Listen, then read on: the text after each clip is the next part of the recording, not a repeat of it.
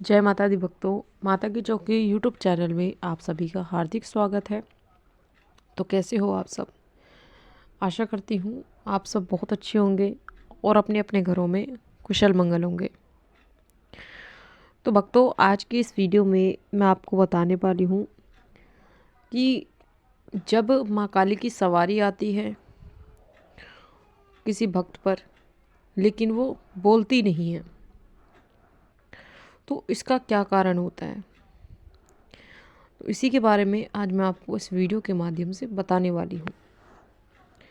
लेकिन बताने से पहले आप सभी भक्तों से मैं एक छोटी सी रिक्वेस्ट करना चाहती हूँ कि अगर आप माता की चौकी यूट्यूब चैनल पर नए हो तो सबसे पहले हमारे चैनल को सब्सक्राइब कर लीजिए और साथ में लगे बेल आइकन को दबा दीजिए, ताकि हमारी वीडियो की नोटिफिकेशन सबसे पहले आप सभी भक्तों तक पहुँच सके। और वीडियो बहुत ही इंपॉर्टेंट होने वाली है भक्तों, वीडियो को लास्ट तक देखिएगा। वीडियो को बीच बीच में से स्किप बिल्कुल मत करना। अगर आप वीडियो को बीच बीच में से काट काट के देखोगे, सुनोगे, तो आपको ये वीडियो बिल्कुल भी समझ में नहीं आएगी। और अगर आप चाहते हो कि इस वीडियो की पूरी जानकारी आपको प्राप्त हो पाए, तो आप इस वीडियो के एंड तक बने रहिएगा। तो भक्तों, बहुत से भक्तों का ये सवाल होता है कि माँ काली की सवारी आती तो है हम पर, लेकिन वो बोलती नहीं है। ठीक है, तो इसका क्या कारण होता है? किस कारण से माँ काली की सवारी बोलती नहीं है, वचन नहीं लेती? तो इसके भी बहुत से कई कारण होते हैं जिनकी वजह से सवारी नहीं बोलती है। तो जिस भक्त पे सवारी आती है माता काली की, तो कई बार उन पे सवारी आती है, खेलती भी है काफ़ी, लेकिन वो बोलती नहीं है, वचन नहीं लेती, ना ही अपना जयकारा लगाती है। तो इसका कारण क्या होता है कि एक तो कारण आप इसका ये होता है कि अगर किसी व्यक्ति पर माँ काली की सवारी आई है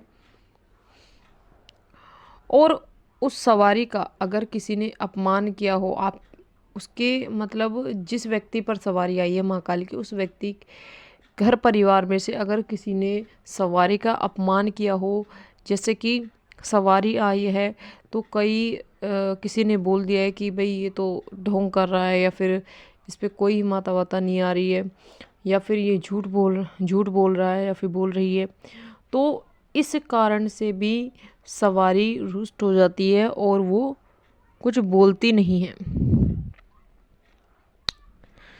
तो इस एक कारण ये भी है कि जिसकी वजह से सवारी आपकी आती तो है, खेलती भी है, लेकिन वो बोलती नहीं है।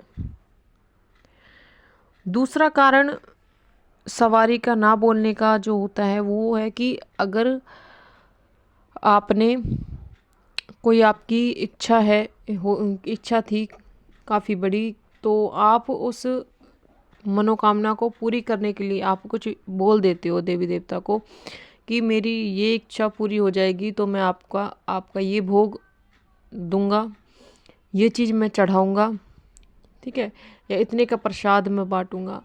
तो वो आपकी मनोकामना जो इच्छा है वो पूरी भी हो जाती है, लेकिन पूरी होने के बाद आप भूल जाते हो, और या फिर ये अगर याद भी रहता है तो आप इग्नोर कर देते हो इस बात को कि इच्छा तो पूरी हो ही गई है, तो अब कि मतलब कि करना क्या है अब। तो ये चीज़ें बाद में हमें दुख देती हैं, हमारे घर परिवार में कलह कलेश बढ़ने लगता है, या फिर हमारे साथ मतलब सब कुछ उल्टा होने लगता है। क्योंकि या तो आप कोई चीज़ बोलो मत, अगर आपने कोई चीज़ बोली है तो उसे पूरा करो, ठीक है। तो एक ये कारण हो जाता है कि देवी देवता को आप कुछ बोलकर भूल जाते हो। तो इस कारण से भी माँ काली की जो सवारी आती है वो नहीं बोलती है। अगला कारण जो होता है वो ये होता है कि जिस व्यक्ति पर सवारी आती है उस व्यक्ति का रोज पूजा पाठ ना करना,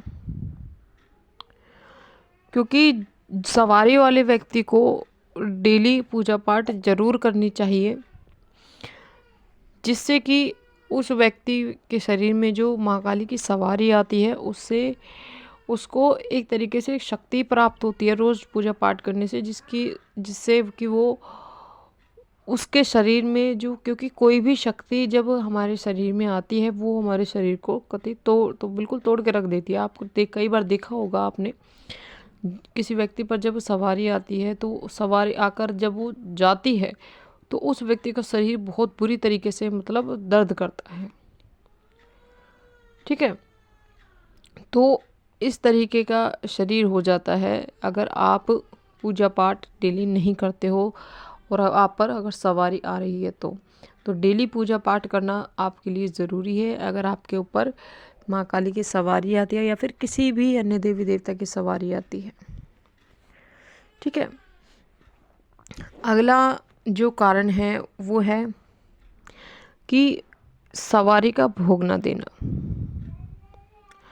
क्योंकि देखो, जब सवारी आती है किसी व्यक्ति पर, किसी भी देवी देवता की, चाहे माँ काली हो, चाहे माँ दुर्गा हो, चाहे बाबा भैरवनाथ, तो कोई भी देवी देवता, तो आपको उनका भोग जरूर निकालना चाहिए। वो आप अपनी क्षमता के अनुसार निकाल सकते हैं, लेकिन आपको उनका भोग जरूर निकालना चाहिए। चाहे आप 2 लौंग बतासे का ही आप भोग लगाए, लेकिन लगाए ज़रूर। क्योंकि सवारी जब आती है तो उनका भोग लगाना ज़रूरी होता है। और जिस व्यक्ति पर सवारी आती है और वो भोग नहीं देता उनका, तो इस कारण भी सवारी नहीं बोलती है। समझ रहे हो? तो भोग आपको ज़रूर देना है, वो आप अपनी क्षमता के अनुसार दे सकते हो। अगला कारण है, सबसे महत्वपूर्ण कारण जो है वो है गुरु का ना होना। देखिए, कोई भी जो भक्त है जिस पर सवारी आती है तो उस व्यक्ति का गुरु होना बहुत ही ज़रूरी है। क्योंकि बिना गुरु के सवारी अनियंत्रित होती है। मतलब अगर आपका गुरु नहीं होगा और आप पर सवारी आ रही है तो वो अपनी मर्जी से आएगी, अपनी मर्जी से जाएगी, और उसका मन होगा तो वो बोलेगी, वरना नहीं बोलेगी। तो गुरु जब किसी व्यक्ति का गुरु होता है तो गुरु के द्वारा जब वो सवारी आती है तो वो गुरु उस सवारी को नियंत्रण में रखते हैं, और जिस तरीके से गुरु उस सवारी को चलाना चाहे उस तरीके से वो सवारी चलती है।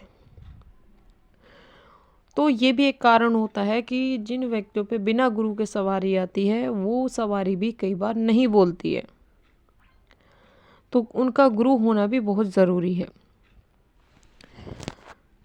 अगला जो कारण है वो ये है कि घर के जो हमारे कुलदेवी या कुलदेवता है उनका सम्मान न करना। जैसे कई बार ऐसा होता है कि आप के घर में पूछता तो कोई और, आपके घर के कुलदेवी देवता तो कोई और है, लेकिन आप पूछते किसी और को हो। जैसे मान लो जहार पीर गोगा जी आपके घर के कुलदेवता हैं और आप माँ काली की सेवा कर रहे हो, तो आप सिर्फ माँ काली की ही सेवा कर रहे हो, उनका आप नाम भी नहीं लेते, तो इस कारण भी सवारी आपकी नहीं बोलती है, आपसे रुष्ट हो जाती है। क्योंकि आप चाहे किसी की भी सेवा करो, किसी की भी पूजा पाठ करो, लेकिन आपके जो कुलदेवी कुलदेवता हैं उनको आप साथ रख कर चलो। क्योंकि अगर वो रुष्ट हो गए तो कोई भी देवता आपसे मतलब खुश नहीं होगा। तो सबसे पहले अपने कुलदेवी कुलदेवता को मनाएं, उनका भी स्थान दें, उनका भी नाम लें, उनकी भी पूजा पाठ करें, उनका भी जो ध्यान है वो करें। बाकी साथ साथ जिसको भी आप मानते हो वो उसको आप कर सकते हो। क्योंकि अगर आपकी घर के कुलदेवी कुलदेवता अगर आपसे खुश नहीं है, अगर आपसे नाराज़ है, तो कोई भी देवी देवता आपसे प्रसन्न नहीं हो सकता, चाहे वो कोई भी हो, चाहे आप उसकी कितनी ही पूजा पाठ कर लो। समझ रहे हो? तो सबसे पहले आप अपने घर के कुलदेवी कुलदेवता को मनाएं। और एक ये कारण भी एक होता है कि आपके शरीर पे जो सवारी आती है वो नहीं बोलती है। ठीक है, तो ये कारण होते हैं सवारी ना बोलने के। अगर आप इन चीज़ों में से अगर ये चीज़ आप करते हो, ये गलतियाँ आप करते हो, तो आपकी सवारी कभी नहीं बोलेगी। वो आएगी आपके शरीर पे, खेलेगी, लेकिन बोलेगी नहीं, वचन नहीं लेगी। ठीक है, तो इस बात का आप विशेष रूप से ध्यान रखें। और जिन भी भक्तों पर सवारी आती है तो वो भक्त अपना गुरु ज़रूर बनाए। बिना गुरु के अगर सवारी आएगी तो वो अनियंत्रित आएगी, कि वो कभी भी आएगी, कभी भी जाएगी, और अपने मर्जी से वो आएगी जाएगी, अपनी मर्जी से ही वो वचन लेगी, अपनी मर्जी से ही सब काम करेगी। ठीक है, तो गुरु का होना बहुत ज़रूरी है। तो अगर आपके साथ भी अगर ऐसा होता है तो आप मुझे नीचे कमेंट करके ज़रूर बताना, और कमेंट में जय माँ काली ज़रूर लिखना। तो मिलते हूँ मैं आपसे ऐसी ही एक नई जानकारी के साथ। तब तक के लिए जय माता दी, जय माँ काली, हर हर महादेव।